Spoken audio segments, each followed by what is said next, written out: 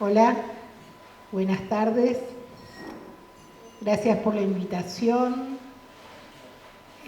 Como decía la compañera, es cierto, yo vengo a contarles hoy una historia vieja, pero una historia que me parece que resuena en nuestra vida, en nuestra historia reciente, en el 2001, y creo que va a volver a sonar fuerte en breve. Las obreras que derrocaron al zar, las obreras que voltearon un régimen terriblemente opresivo, oscurantista, que llevaba 7 siglos, 700 años gobernando Rusia, eran en general unas jóvenes, primera o segunda generación de mujeres urbanas. Sus madres, sus abuelas, se habían criado en el campo ruso. En Rusia, hasta 1850, existió el régimen de vasallaje. O sea, Rusia fue un país estrictamente feudal, mucho tiempo después que los países europeos habían dejado de serlo. En 1850, a medida que se desarrolló alguna industrialización en las ciudades, empezaron lentamente a migrar las mujeres a buscar esos trabajos. La vida en el campo ruso era una vida medieval, donde había familias extendidas, familias ampliadas, que estaban bajo la autoridad rígida del pater familias, del patriarca, que tenía un derecho sobre la vida de todo el mundo. El hijo que decidía dejar el Dvor, esta comuna, después no podía volver más. Y en el caso de las mujeres, muchas veces las mujeres, las bachakra se llamaban, como si fuera el femenino de la palabra peón, eran incorporadas a la comunidad agraria hasta que se quedaban embarazadas o hasta que terminaba la cosecha, y después eran arrojadas a los caminos, sin ningún tipo de derecho. Así que la vida en las ciudades, aunque era muy dura la vida de las obreras, con jornadas que se podían extender hasta 16 o 17 horas, tenía el aliciente de que ya no estaba la autoridad del jefe de la familia extendida, y también era mucho más débil la autoridad del pope de la Iglesia Ortodoxa Rusa, que es una iglesia, si cabe, más retrógrada aún que la católica o la evangélica. Está detenida más o menos en el siglo IV o V en el imperio de Constantinopla. Entonces, las mujeres llegaron a las ciudades y el 23 de febrero de 1917, que es para el calendario que usaban los rusos, es nuestro 8 de marzo, el Día de la Mujer, después de un acto del Día de la Mujer, se votaron en huelga general .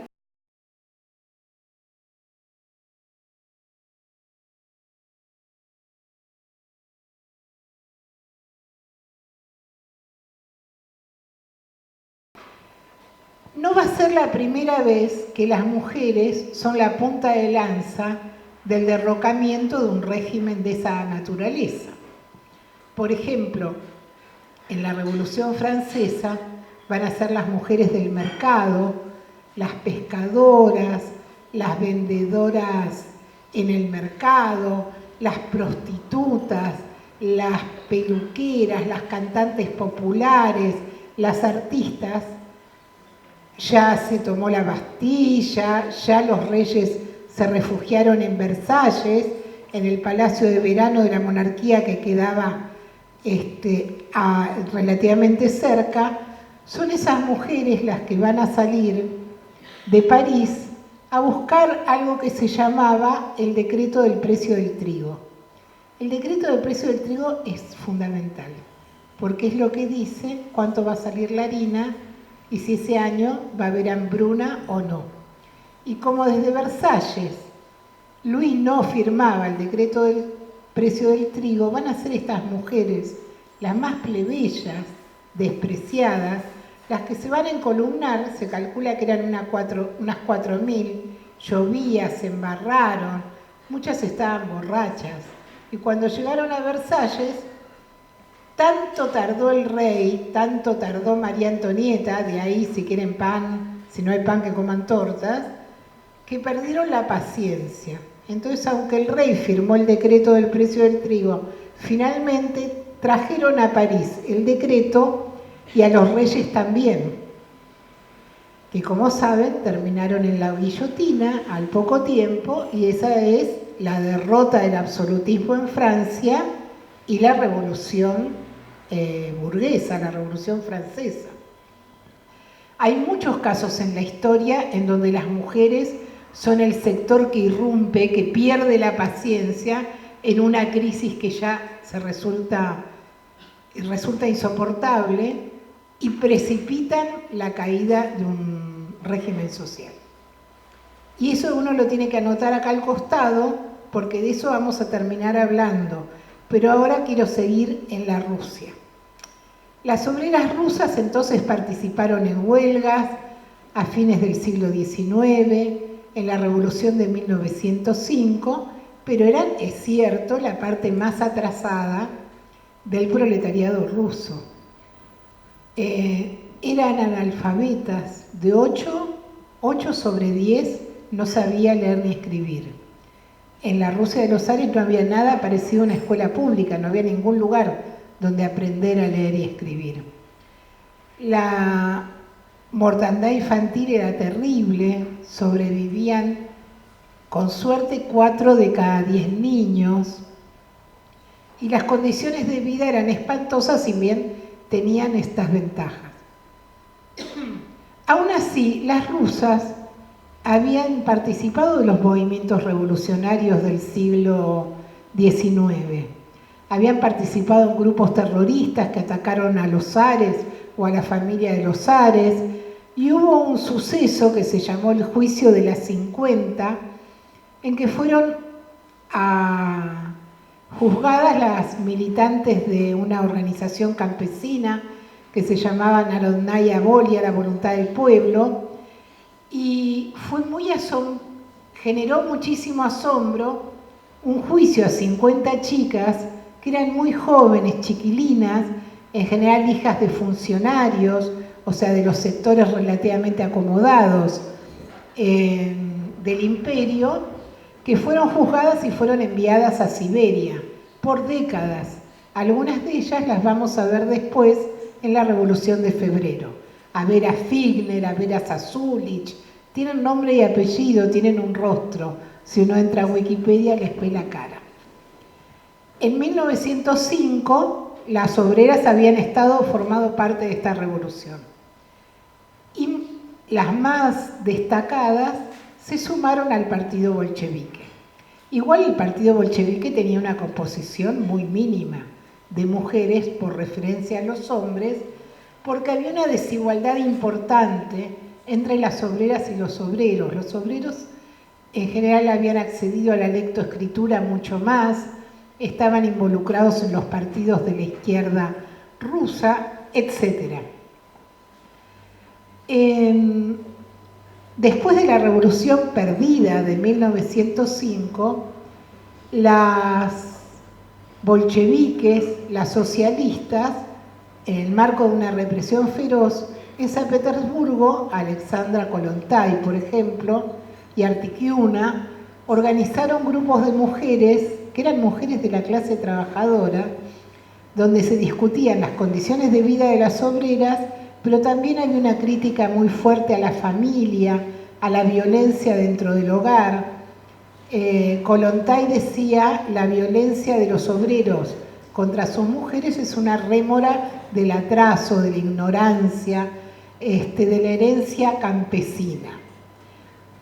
Para que ustedes vean, les cuento esto, que la problematización de la violencia o de las situaciones de opresión de las mujeres por ser mujeres no es una inquietud que nace con el movimiento feminista. Las mujeres socialistas a fines del siglo XIX y a principios del siglo XX ya tenían debates y tenían una reflexión sobre estas cuestiones.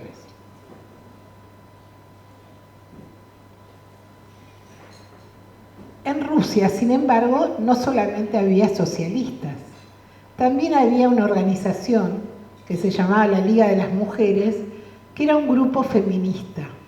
Eran pequeños grupos en las ciudades más importantes y no luchaban por el derecho al sufragio porque nadie esperaba que los zares reconocieran nunca, convirtieran nunca a Rusia en una monarquía parlamentaria como la británica. Pero sí pensaban en que podían conseguir más derechos para las mujeres, derecho a educarse, derecho a desarrollar ciertos trabajos y demás. La Liga por la Igualdad de las Mujeres y las mujeres socialistas, fueran mencheviques o bolcheviques, tenían puntos, coincidían a veces en encuentros, en congresos, en donde la proporción era 30 a 700. 30 bolcheviques, en general dirigidas por Alexandra Kollontai, que discutían con un mundo de mujeres, en donde es curioso cómo se plantean debates que todavía hoy tienen mucha vigencia. ¿Quién es el responsable de la desgracia de las mujeres? ¿Es el zar? ¿Es el capitalismo? ¿Son los hombres?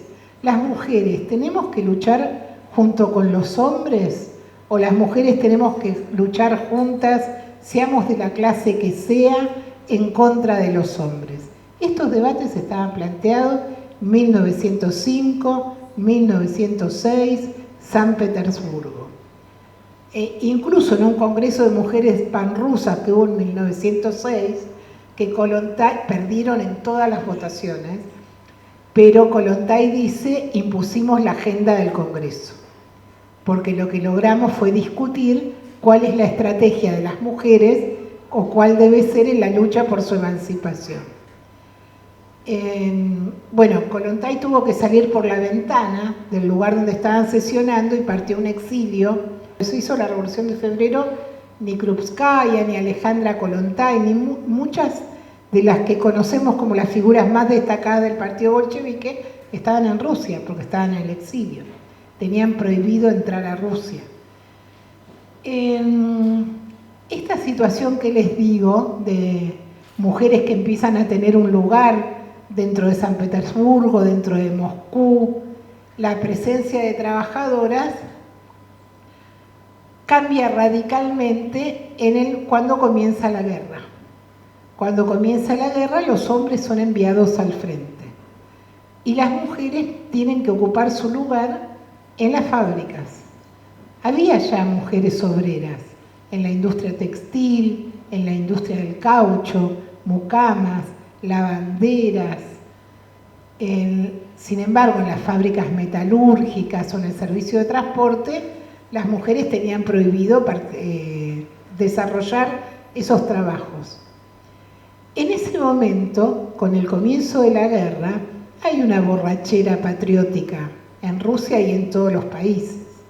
Sin embargo, ya en 1915, y ni hablar en 1916, vamos a tener a la socialista alemana Clara Zetkin, por ejemplo, a la cabeza de una movilización de cientos de miles de mujeres en Berlín.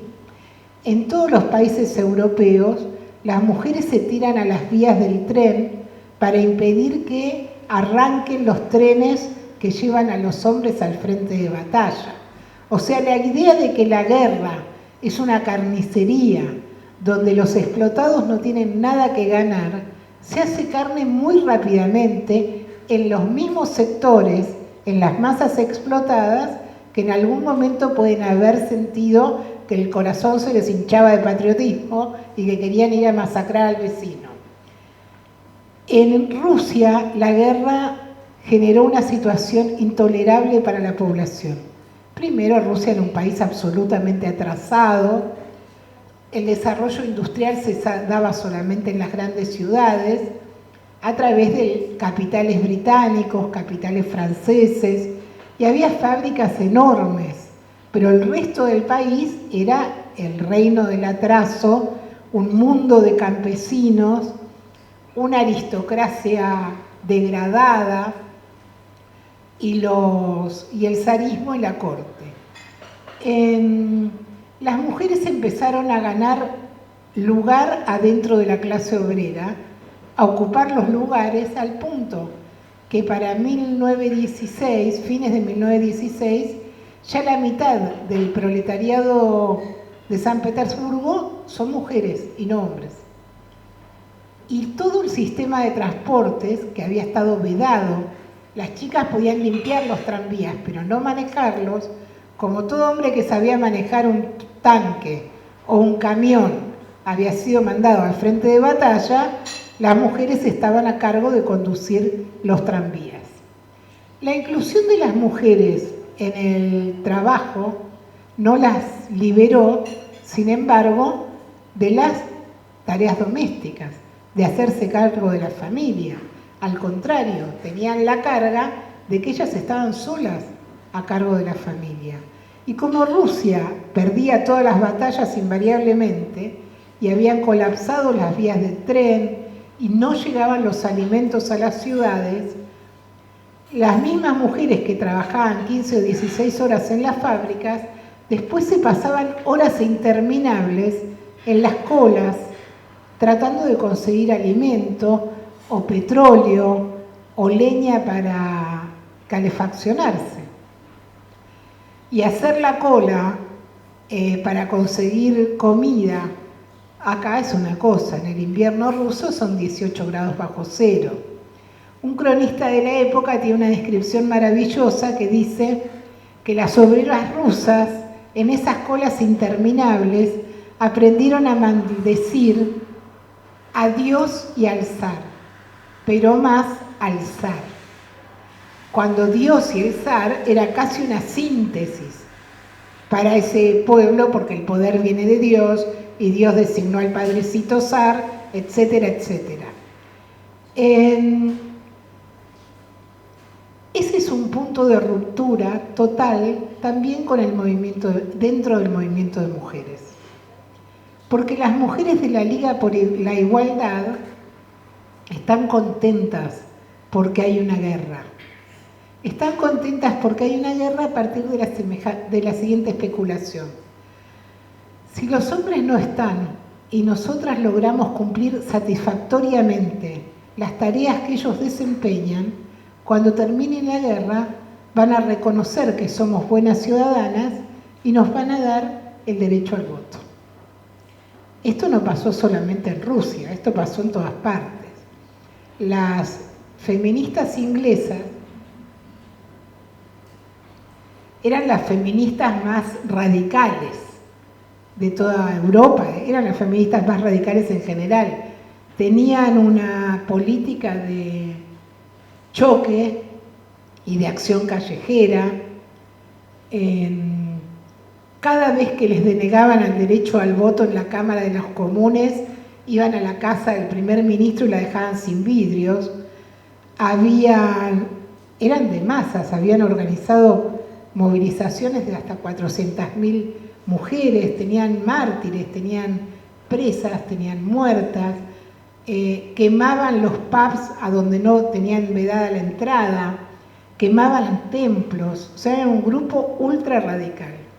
Sin embargo, en el momento que se declara la Primera Guerra Mundial, su dirigente más conocida es Emmeline Pankhurst, ella y sus 3 hijas. Si bien una de sus hijas después rompió con el feminismo y con su mamá y terminó convertida en una de las secretarias de Trotsky, en el momento que se declara la guerra, Emmeline Pankhurst dice: mientras dure la guerra, nosotros nos vamos a poner bajo la autoridad de la corona británica. Le cambia el nombre a la revista que sacaban y hace un acuerdo con el gobierno a cambio de la liberación de todas las sufragistas que están presas y se convierte prácticamente en la fuerza de choque belicista en el territorio británico, donde no solamente hay socialistas que quieren convertir la guerra en una guerra revolucionaria, sino hay una larga tradición pacifista en donde parte de la población se niega a tomar las armas. Los hombres no quieren tomar las armas. La objeción de conciencia, que ahora se usa tan mal, nació en Gran Bretaña por la oposición de los jóvenes a participar del ejército. Las sufragistas británicas entonces se convirtieron en una fuerza de choque que iba a romper los actos contra la guerra, que les cortaban la ropa y los acusaban de cobardes. Esto para dar una idea de que no es una singularidad rusa, sino que en todas partes el cálculo fue igual. La guerra me conviene porque yo voy a trabajar, voy a participar de la gestión del Estado, cuando termine la guerra no me van a mandar a casa, porque habré podido demostrar qué útil que soy. Las mujeres de las clases explotadas, en cambio, sienten que la guerra es una condena horrible. Hay inflación, hay carestía y están matando a sus familiares en el frente. Las rusas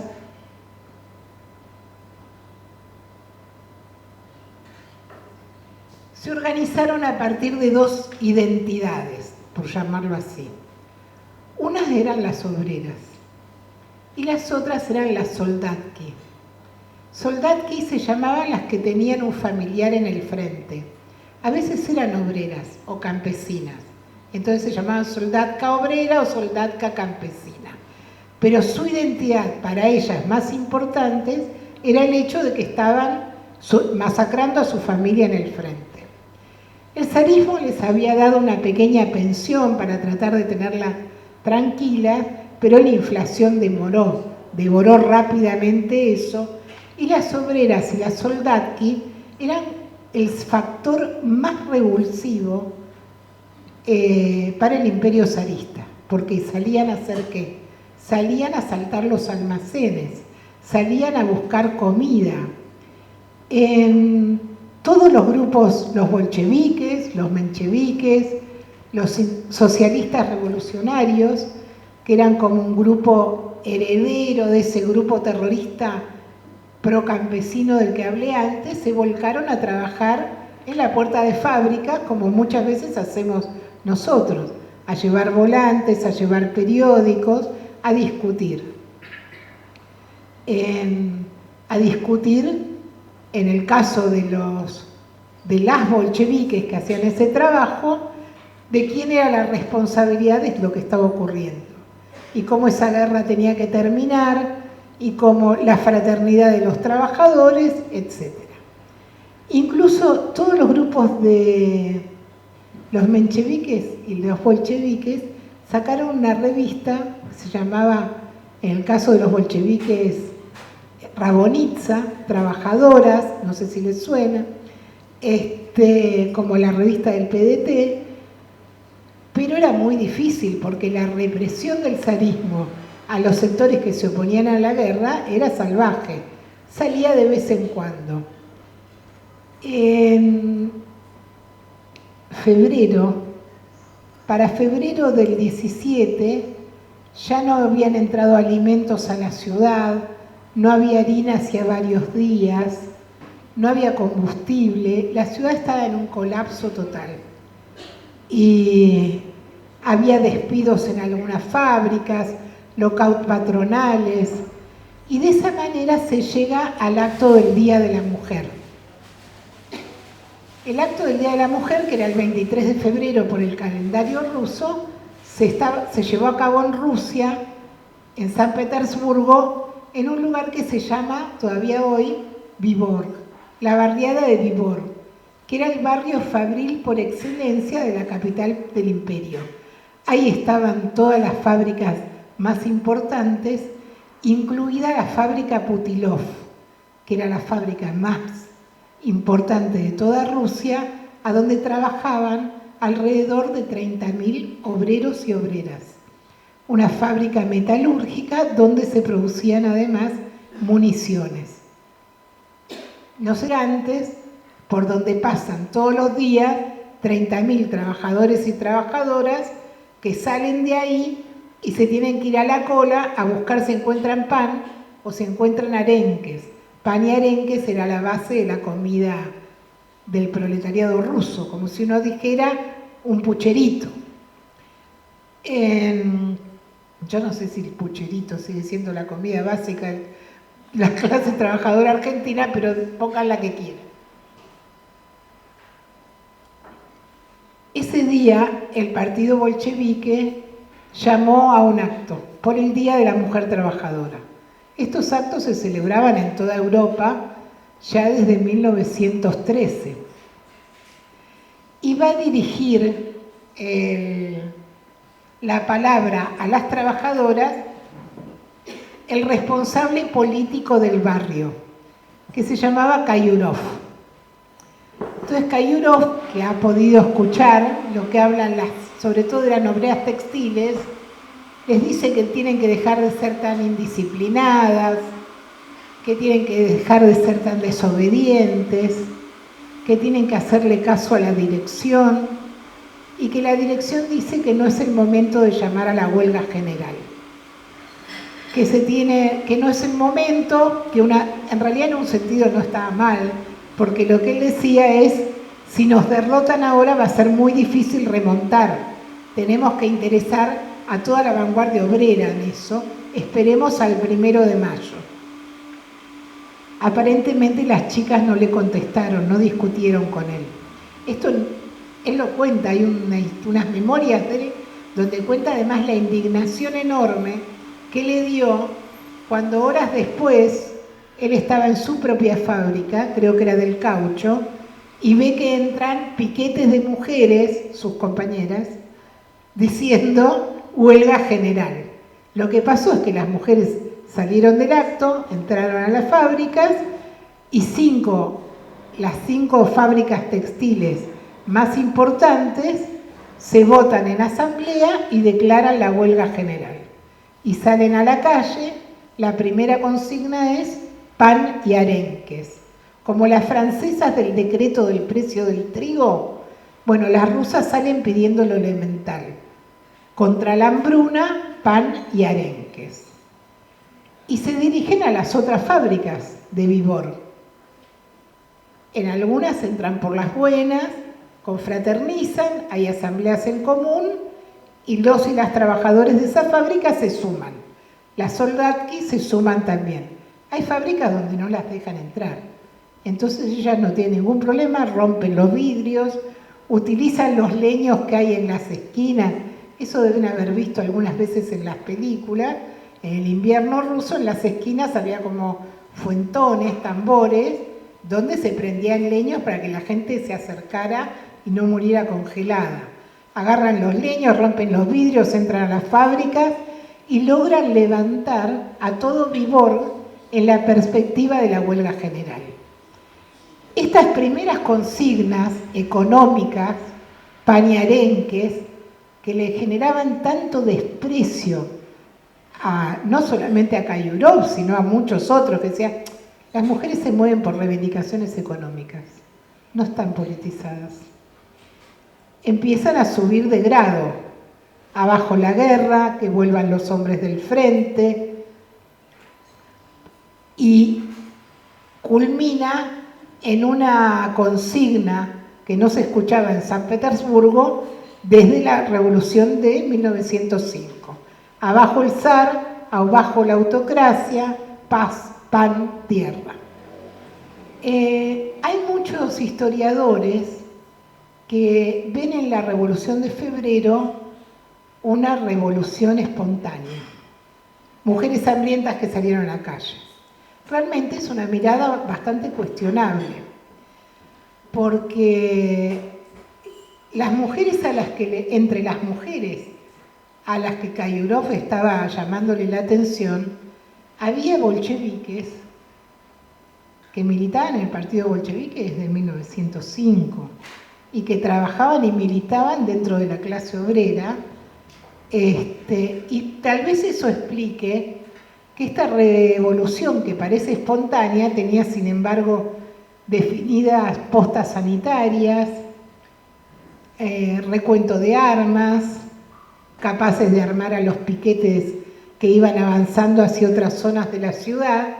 Y lo que más me gusta a mí es la historia de las trabajadoras del tranvía, porque es una trabajadora que tiene nombre y apellido, se llamaba Rodionova y tenía 22 años.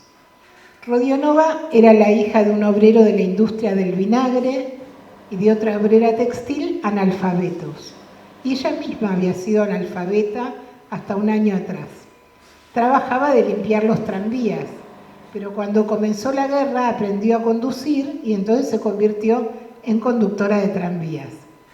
Su tranvía pasaba por enfrente de Putilov y ella veía todo el tiempo las asambleas en la puerta de fábrica, las discusiones, los corrillos, o veía una mujer o un hombre leyendo un volante en voz alta para todos los que lo rodeaban y querían escuchar lo que se decía. Entonces Rodionova se ocupó de aprender a leer y escribir y se vinculó al partido bolchevique. Esto que parece un cuento de hadas no, es una experiencia que nosotros atravesamos en la construcción del Polo Obrero. En la construcción del Polo Obrero en el año 2001, algunas compañeras que eran analfabetas funcionales, que no podían leer un texto, fueron a las clases que se daban en nuestros propios locales, que daban los docentes, a chicos y también a adultos para aprender a leer y escribir, para poder leer prensa obrera, para poder leer los volantes que distribuían en la calle. Esto mismo le había pasado a Rodionova y a muchas otras Rodionovas, porque el consejo de redacción de Rabonitsa, Trabajadoras, que era la revista de las bolcheviques, estaba integrado, a medida que volvían del exilio, por las dos hermanas de Lenin, se llamaban Ulianova, no me acuerdo qué, en este momento, por Ekaterinova, por Inés Armand, por la Krupskaya, por Kollontai cuando vuelve del exilio, pero sobre todo por una red amplísima de corresponsales que eran trabajadoras que contaban lo que pasaba en su fábrica, que contaban cómo se organizaban, los choques con el patrón, qué opinaban de la guerra, que expresaban cómo iba madurando una conciencia política cada vez más refinada en este sector de la vanguardia obrera. Rabonitsa fue la encargada de diseñar el trayecto de los tranvías para que sacaran a los trabajadores de los núcleos industriales y los llevaran hacia el poder político, pero no trajeran a las fuerzas de la represión hacia las barriadas obreras. En las afueras de San Petersburgo había 5 regimientos. La función de estos regimientos era obviamente proteger al zar de las rebeliones populares. Pero la decadencia del zarismo era tan grande que ni siquiera garantizaba el alimento de los soldados de los regimientos acantonados. Por el contrario, las bolcheviques y la soldatka tenían una relación muy fluida con los regimientos, porque les llevaban té, porque les llevaban arenques, porque a veces les llevaban leña, porque eran lo más parecido al hermano, al padre o al marido que estaban enfrente. Y que ellos querían, ustedes saben que hay como una descripción de la mujer rusa, sobre todo la mujer campesina, las mamushkas, que uno ha visto una y una, como una mujer absolutamente protectora, maternal y demás, que en la casa más miserable, campesina, quedaba tendida a la mesa con lo que hubiera, con un poco de pan, con lo que hubiera para compartir con los caminantes o con los miserables. Esto está en muchos de los textos de Tolstoy, por ejemplo, el relato de esto. Las mujeres compartían con los soldados hambrientos mucho de lo que tenían. Y esos son los soldados que son enviados por el zar a reprimirlas. Y cuando, bueno, hay choques, hay muertas, hay mujeres presas y demás, pero en un momento las mujeres logran quebrar al ejército. Está el registro de una de ellas, de Ekaterinova, que se enfrenta con el jefe de los cosacos. Los cosacos son la fuerza más reaccionaria del zarismo, son la fuerza de los pogroms, de los ataques a los judíos, los que partían en dos con su sable a caballo a los manifestantes. Por eso un insulto de los trabajadores de principios del siglo XX en la Argentina a la policía era gritarles cosacos, como los enemigos más grandes de la clase trabajadora. Ekaterinova se agarró del cuello del caballo del cosaco y le empezó porque el tipo dijo: ¿desde cuándo una mujer puede dar órdenes a un hombre? Y entonces ella le dijo: mi hermano está enfrente, no sé si está vivo, no sé si está muerto. Y logró quebrar al ejército, empezaron a bajar las armas. Eso prácticamente había sellado la suerte de esa revolución. Una revolución que se hizo sin que la llamara organizadamente ninguno de los partidos, aunque sí militantes. Ustedes saben que el partido bolchevique en 1917 tenía profundas divergencias. El sector que estaba en Rusia era un sector que veremos cómo se adapta después al gobierno de la burguesía que suba al poder cuando cae el zarismo. Mientras que desde afuera la posición de Lenin va a ser una posición totalmente distinta, pero me estoy adelantando. Entonces las chicas derrocaron al zar. 7 siglos se hicieron cenizas, pero como la vida es así y uno debe estar avisado, lo que subió no fue un gobierno de trabajadoras, no fue un gobierno de trabajadores.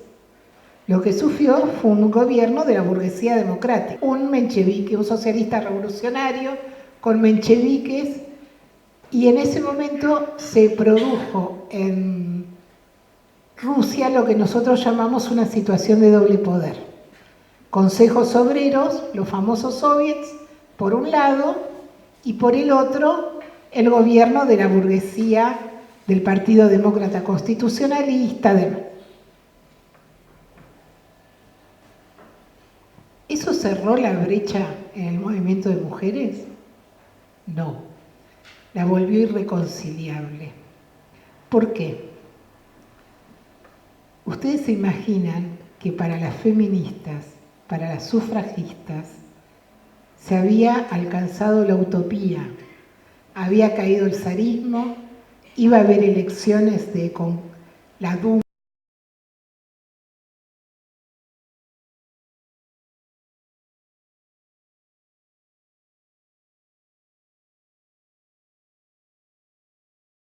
el voto femenino. Y la Liga de las Mujeres por la Igualdad le metió 40.000 mujeres en la plaza del Kremlin, en una cosa cinematográfica increíble. Esa movilización estaba dirigida por las presas que habían vuelto de la Siberia, que eran muy viejas. Esta Vera Figner, Vera Sasulich y demás iban en autos blancos. Y había mujeres montadas a caballos blancos también, como amazonas, y 40.000 minas detrás. ¿Saben lo que hizo el gobierno demócrata constitucionalista? Dijo: sí, querida, tenés el voto ya, fue un error. La primera movilización de mujeres después de la Revolución de Febrero va a ser esta movilización por el sufragio convocada por las feministas. El problema es que eso selló una unidad y un apoyo estratégico entre las feministas y el gobierno de la burguesía. Habían llegado a su utopía. A partir de ese momento, cualquier cuestionamiento o cualquier choque con el gobierno de Kerensky iba a ser leído como un choque en contra de los intereses de las mujeres que querían votar. Para las trabajadoras la historia fue distinta, porque la consigna, o una de las consignas más caras de la Revolución de Febrero, fue que poner fin a la guerra, desmovilizar las tropas, que volvieran sus familiares. Lo último que quería el gobierno de Kerensky era enojarse con los aliados de la Primera Guerra Mundial, enojarse con los franceses o enojarse con los británicos. Así que dijeron que ellos iban a mantener en la guerra, honrar los compromisos que había contraído Nicolás y que iban a seguir la guerra hasta la victoria. Esto que se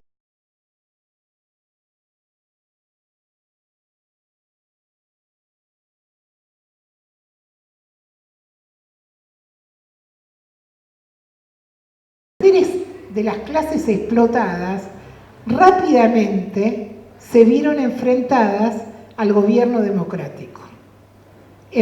Llegaron a la conclusión de que la democracia no era exactamente lo que necesitaban para que se terminara la guerra y reconstituyera sus familias. Es por eso el motivo que entre febrero y octubre las huelgas más importantes van a ser las huelgas de los sectores más plebeyos de la clase trabajadora, de lavanderas, de mucamas, otra vez de textiles. En abril, febrero de la Revolución, abril, vuelve Lenin del exilio. Y Lenin se encuentra con un partido que ha dado el apoyo crítico al gobierno de la burguesía.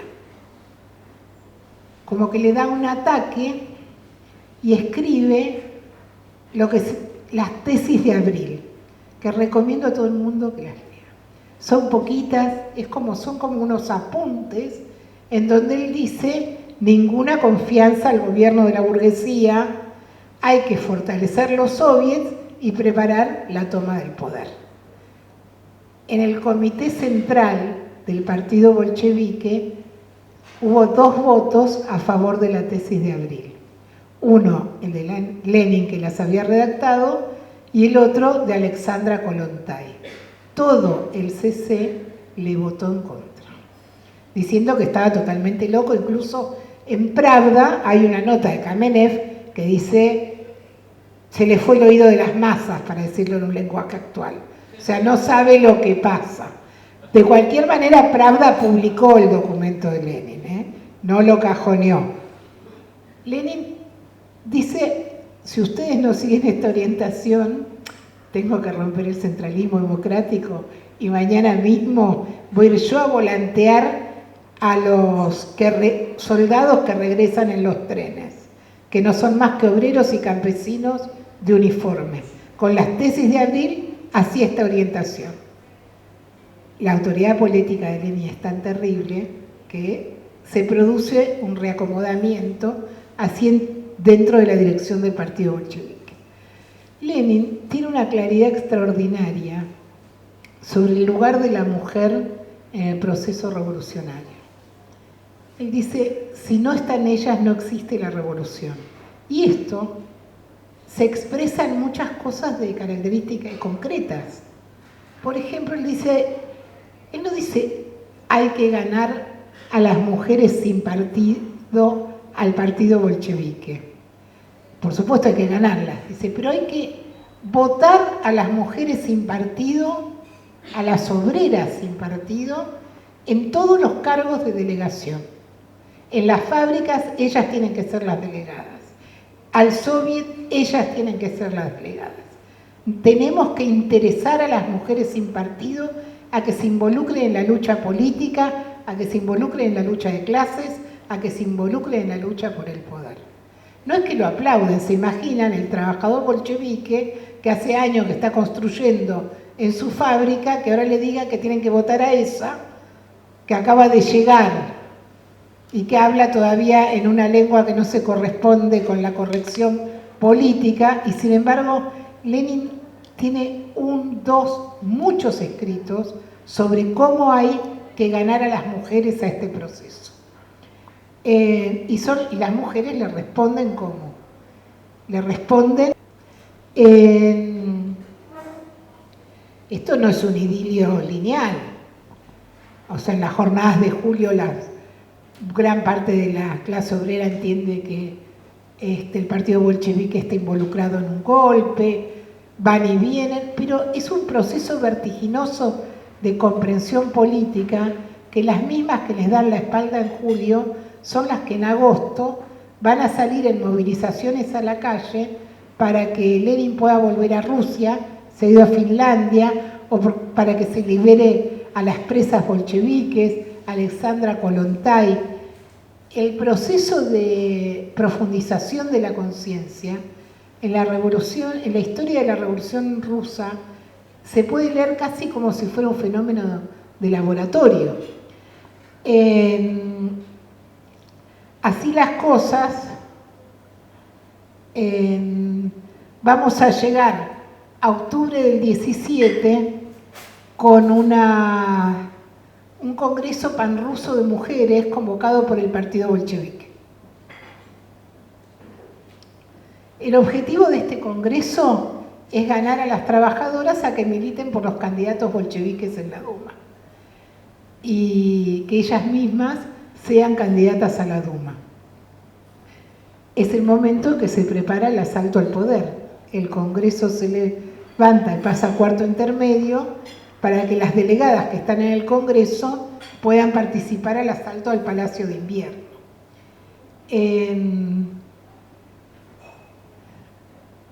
Por supuesto, la Revolución de Octubre es una revolución que ya tiene características diferentes de las de febrero. Sí es una revolución trabajada, pensada por un partido que conscientemente se ha orientado hacia la toma del poder. Y por supuesto hay una vanguardia experimentada, una vanguardia de la clase, de obreros militantes y demás, que son los que se destacan. Sin embargo, las mujeres obreras participan de manera muy activa en las jornadas de octubre, por ejemplo, en lo que tiene que ver con el aprovisionamiento de armas, en lo que tiene que ver con el sostener otra vez las postas sanitarias y demás.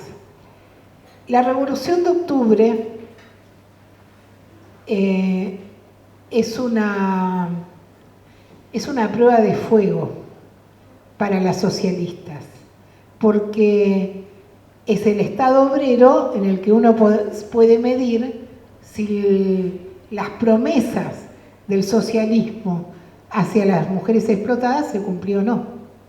Hay un texto precioso de Trotsky que se llama eso. ¿Cumplió la Revolución de Octubre con el programa de la mujer? El libro llega hasta acá, el libro es febrero. Sin embargo, vale la pena detenerse, es que en los primeros 2 meses de la Revolución de Octubre, del gobierno de la clase trabajadora, se eliminan todas las diferencias legales que podría haber entre los hombres y las mujeres. No solamente se eliminan todas las diferencias legales, sino que en el curso de ese año se va a legalizar el aborto, se van a borrar todos los delitos vinculados a la homosexualidad.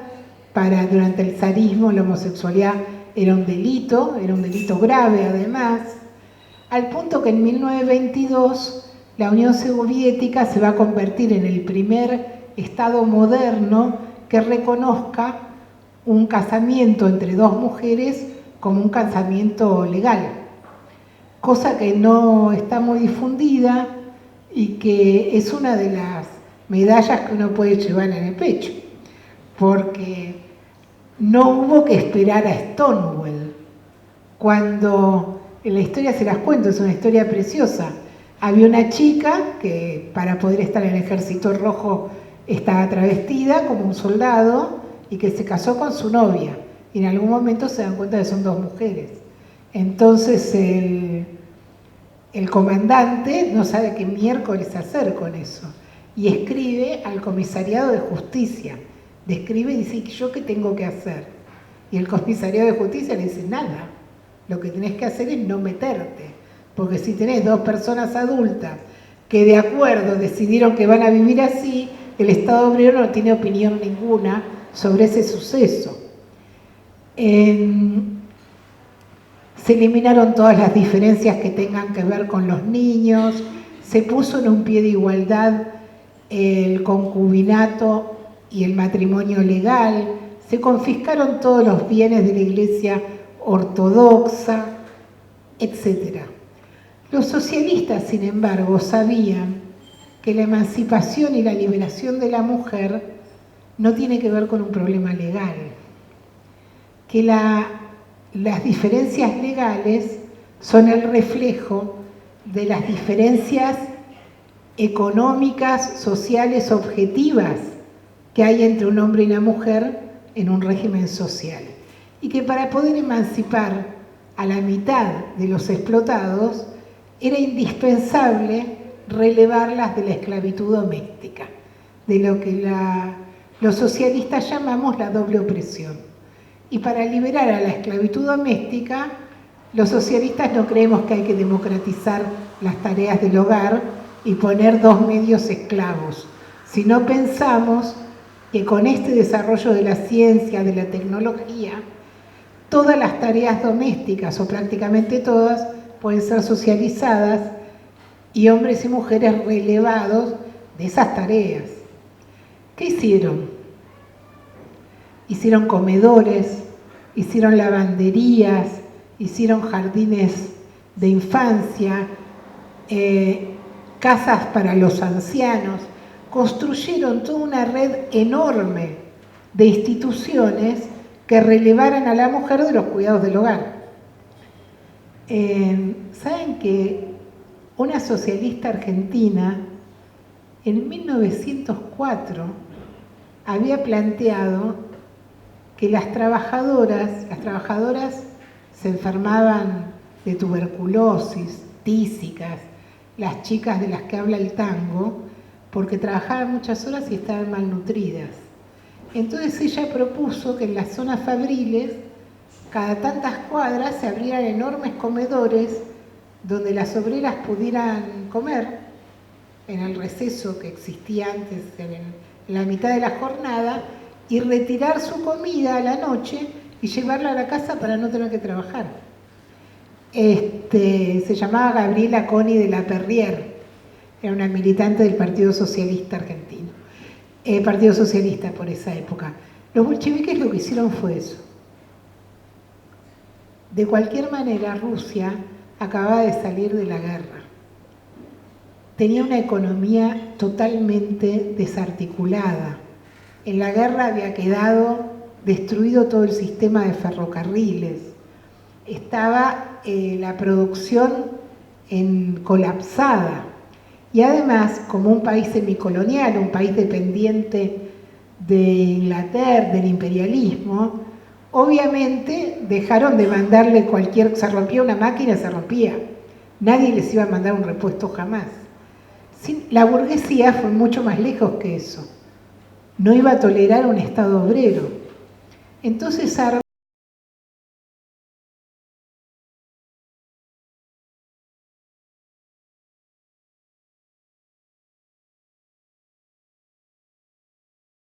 batalla armados contra el ejército rojo, contra el gobierno de los soviets. En ese contexto de miseria terrible, fue muy difícil sostener estas instituciones. No había recursos para hacerlo. Y la falta de recursos iba acompañada de un proceso de burocratización en la URSS, lo que nosotros llamamos el estalinismo, que también era hostil a los derechos de las mujeres. ¿Por qué? Por esto de que las mujeres suelen ser el factor más revulsivo en una época de crisis. Entonces las mujeres habían sido organizadas en una cosa que se llamaba el Cenotdel, como si fuera el departamento de la mujer de la revolución, para funcionar como inspectoras de las leyes laborales, de las leyes de protección maternal y demás, y se habían convertido, dice por ahí, no me acuerdo quién, como las enemigas principales de los burócratas, de los gerentes de las fábricas de la nueva política económica, de los campesinos ricos, de los borrachos, de los mujiks, de los violentos. Entonces el estalinismo fue barriendo lentamente todas estas consignas. Igual eso es tema de otro libro, de otro encuentro. Prefiero quedarme con la Revolución de Febrero y con algunas conclusiones. Una de las conclusiones es qué tiene de presente una obrera rusa con nosotros. Si uno lo piensa en el 2001 es muy fácil. En el 2001 las mujeres más plebeyas, las mujeres de las barriadas, muchas de ellas sin experiencia sindical ninguna y sin experiencia política ninguna, salieron a luchar para frenar el hambre y para garantizar que hubiera comida en su casa, para sus hijos, en sus barrios, armando comedores, armando merenderos. Y esta desesperación por garantizar la sobrevida de sus familias la llevó a chocar con una fuerza extraordinaria contra el aparato del Estado y contra los gobiernos que habían decidido una política de hambruna, de desocupación y de miseria contra la clase obrera. Bueno, las piqueteras no hicieron una revolución de febrero, desde luego, pero sí, una vez más, salieron a buscar el decreto del precio del trigo. O pan y arenques, trabajo genuino, comida para los comedores. Hoy estamos en una situación que es una hecatombe de características similares. Tenemos una crisis de régimen social, tenemos una crisis económica, prácticamente parada la actividad industrial, una devaluación que no solamente se llevó casi la totalidad del crédito otorgado por el FMI, sino que supera el 35%, en el marco de una inflación que calculan del 55%. Los sueldos han quedado hechos añicos y el hambre ha vuelto a muchas barriadas.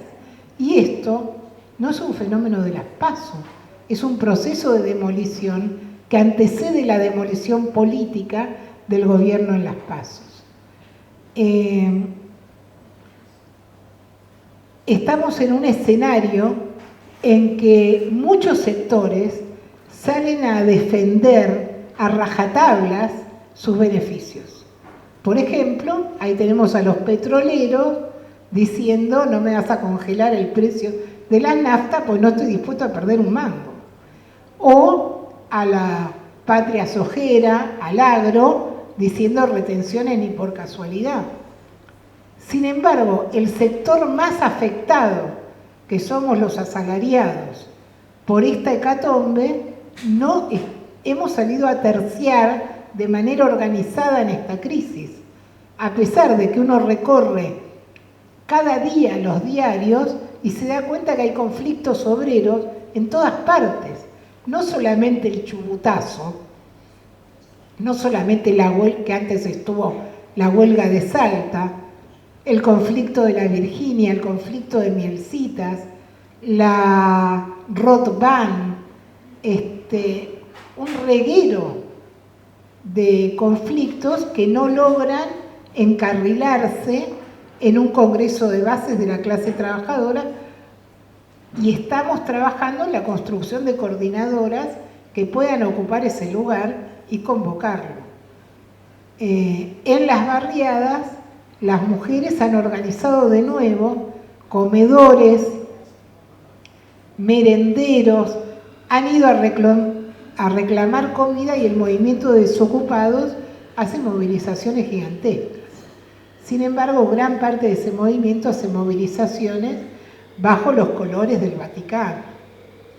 en la línea de la conciliación, bajo la subordinación a Bergoglio.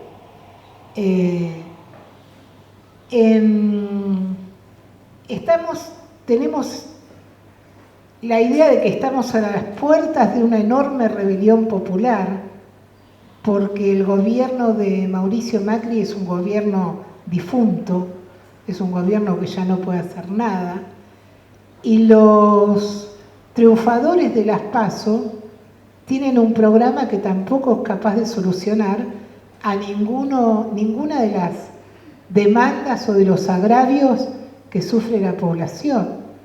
Voluntariamente se han declarado prescindentes hasta diciembre, sin olvidarse de decir que ellos quieren reprogramar la deuda, honrarla, que la devaluación no está mal porque el dólar a 60 está bien, y que los trabajadores vamos a tener que organizarnos en la obediencia a un pacto social, y un pacto social quiere decir renunciar a las paritarias, renunciar a la lucha. Un pacto social es un pacto de paz entre la burocracia sindical, las patronales y el gobierno. Bueno, nosotros pensamos que tenemos todas las posibilidades de ir a un choque en defensa de nuestras condiciones de vida, ir a un choque en defensa de conquistas que a veces tienen más de un siglo, e ir a un choque también a discutir sobre qué bases sociales queremos que transcurra nuestra vida y queremos reorganizar el país, que para decirlo más claro es a la construcción de una asamblea constituyente capaz de decidir cómo se organiza una Argentina de los trabajadores.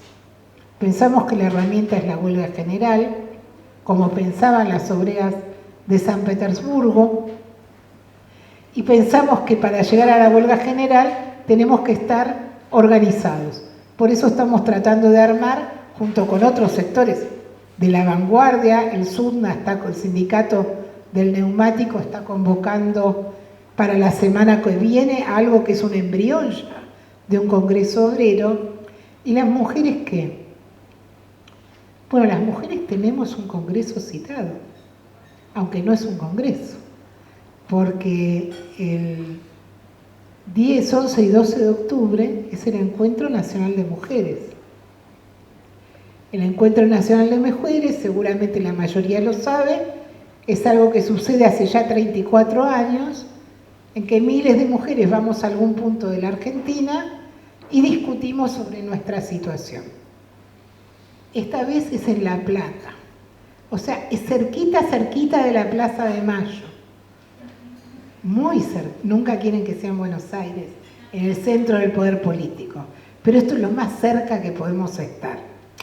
Es más cerca que Versalles. Y calculan que van a ir cientos de miles de mujeres. Yo, en la opción más modesta de 200.000, ya me parece un mundo.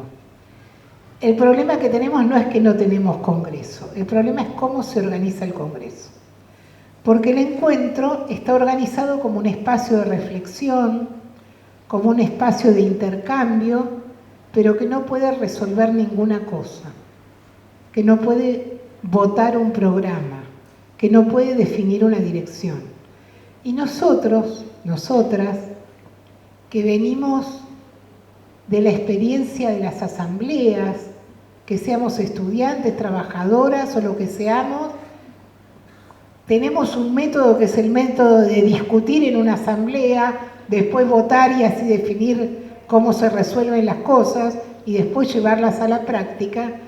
Queremos que este encuentro se convierta en un congreso y se convierta en un congreso de características resolutivas. También queremos que haya una presencia muy significativa de mujeres trabajadoras. Queremos no quedar diluidas en no sé cuántas, en 200.000 sororas, sino participar como mujeres de la clase trabajadora que tenemos la idea de que debemos terciar en la debacle nacional, que tenemos la posibilidad de usar ese encuentro como un lugar para decir es mentira que hay que resignarse, es mentira que es fatal que sea así. Las y los trabajadores podemos construir una alternativa y que la construyamos depende exclusivamente de nuestra maduración política y de nuestra voluntad. Ese es el llamado que estamos haciendo y que pensamos hacer ahí.